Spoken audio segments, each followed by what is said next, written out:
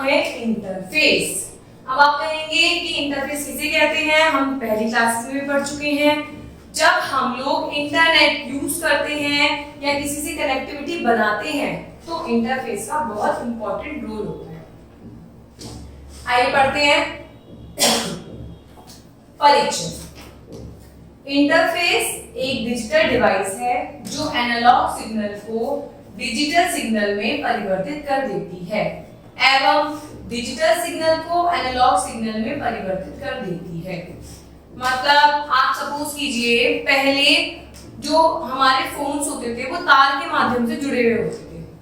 अब आपने जो बात करी है, आपको आपकी वो बात जब दूसरे व्यक्ति तक पहुंचती है, तो सपोज कीजिए आपने एक कमरे में बात करी किसी दूसरे व्यक्ति से, ठीक है, और तार लगा हुआ है, तो आपकी जो आवाज है वो एनालॉग डिवाइस हो गई, एनालॉग को क्या करता है, तार में डिजिटली कन्वर्ट करता है और फिर आपकी वॉइस दूसरे व्यक्ति तक पहुंचती है। सेम वही होता है, उसे डिजिलॉक में आपके पास पता चल जाती है, फिर उसके बाद वो जो आंसर करता है तो उसके एनालॉग को फिर वो डिजिटल में चेंज करता है, तब आपके पास तक आ जाती है। तो ये एक कनेक्टिविटी का काम करता है, इसलिए कहा गया है एनालॉग सिग्नल को डिजिटल सिग्नल में और डिजिटल सिग्नल को एनालॉग सिग्नल में चेंज करती है। इसकी मदद से हम दो या दो से अधिक कंप्यूटरों के मध्य टेलीफोन लाइन के द्वारा सूचनाओं का आदान प्रदान कर सकते हैं। भाई सूचनाओं का आदान प्रदान कैसे होगा, जब आपके जो सिग्नल्स हैं वो डिजिटल में चेंज होंगे और डिजिटल सिग्नल्स एनालॉग में चेंज होंगे। वो किसके द्वारा चेंज होते हैं, इंटरफेस के द्वारा। इन इंटरफेस की इकाइयों के द्वारा इंटरनेट की प्रक्रिया पूर्ण होती है। भाई जो इंटरनेट काम करता है वो भी तो इसी तरीके से काम करता है। कीबोर्ड में आप जो भी टाइप करते हैं तो जो आपने टाइप करा है वो तार के माध्यम से कंप्यूटर तक पहुंचता है, तो वो सिग्नल से तो चेंज कर देता है।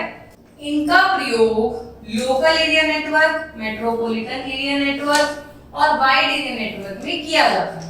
भाई जितने भी आपके नेटवर्क्स एरिया हैं वहां पे इंटरफेस का यूज जरूर किया जाता है ताकि आपकी सूचनाओं का आदान प्रदान हो सके। इंटरफेस एक प्रकार का वाइड एरिया नेटवर्क है, मतलब ये प्रॉपर विश्व में सूचनाओं के आदान प्रदान के लिए जगह जगह फैला हुआ है। अब देखते हैं हम इंटरफेस के उदाहरण, मतलब examples of interface. Interface modem दो प्रकार के होते हैं, ठीक है, जिन्हें हम मॉड्यूलेटर कहते हैं और डिमॉड्यूलेटर कहते हैं, ठीक है। हम पढ़ेंगे मॉडम के बारे में। मॉडम क्या होता है, ये आपका मॉडम। आप लोगों ने अपने स्कूल में भी ऐसी डिवाइसेस जरूर देखी होंगी। वैन अथवा मैन में कंप्यूटरों को आपस में जोड़ने के लिए मॉडम का प्रयोग किया जाता है। जब कंप्यूटरों को नेटवर्क के द्वारा आपस में जोड़ा जाता है तो इसका प्रयोग किया जाता है मॉडम के द्वारा। ये दो प्रकार के होते हैं मॉडम, आंतरिक और बाह्य। आंतरिक मॉडम कहाँ होगा, सीपीयू के अंदर होगा, और बाह्य मॉडम सीपीयू के बॉक्स के बाहर पाया जाता है। ये बाहर का है और अंदर वाला सीपीयू के अंदर फिट होता है। मॉडम में आंकड़ों को स्थानांतरित करने की गति 56 kbps होती है, मतलब ये भी एक स्पीड से आपकी चीजों को ट्रांसफर करते हैं, हस्तांतरित करते हैं, गेन करते हैं। तो इनकी भी कुछ स्पीड होती है जिसे हम जो भी होते हैं 56 किलो पर बाइट, ठीक है। तो हमने पढ़ा इंटरफेस क्या होता है। इंटरफेस का बेसिक काम क्या होता है, एनालॉग सिग्नल को डिजिटल सिग्नल में चेंज करता है और डिजिटल सिग्नल को एनालॉग सिग्नल में चेंज करता है। इंटरफेस का यूज कहाँ होता है, लैन, मैन, वैन, हर जगह इसका यूज होता है, क्योंकि सूचनाओं का आदान प्रदान करने के लिए, कंप्यूटर्स को एक दूसरे से जोड़ने के लिए इंटरफेस की भारी आवश्यकता होती है। इंटरफेस दो प्रकार की होते हैं, मॉड्यूलेटर, डिमॉड्यूलेटर। हमने पढ़ा मॉडम। मॉडम क्या होता है, ये वैन और मैन में कंप्यूटरों को आपस में जोड़ता है, मतलब मेट्रोपॉलिटन एरिया नेटवर्क जो होते हैं और वाइड एरिया नेटवर्क होते हैं, इनमें बहुत सारे कंप्यूटर्स होते हैं, तो इन सबको जोड़ने की जो प्रक्रिया होती है वो इंटरफेस के द्वारा, मॉडम के द्वारा कंप्लीट। राउटर राउटर के द्वारा लैन से हम कंप्यूटरों को एक दूसरे से जोड़ सकते हैं। लैन मतलब तारों के माध्यम से। यह एक विशिष्ट कंप्यूटर होता है। इस कंप्यूटर के द्वारा इलेक्ट्रॉनिक सूचना को उसी गंतव्य तक भेजा जाता है।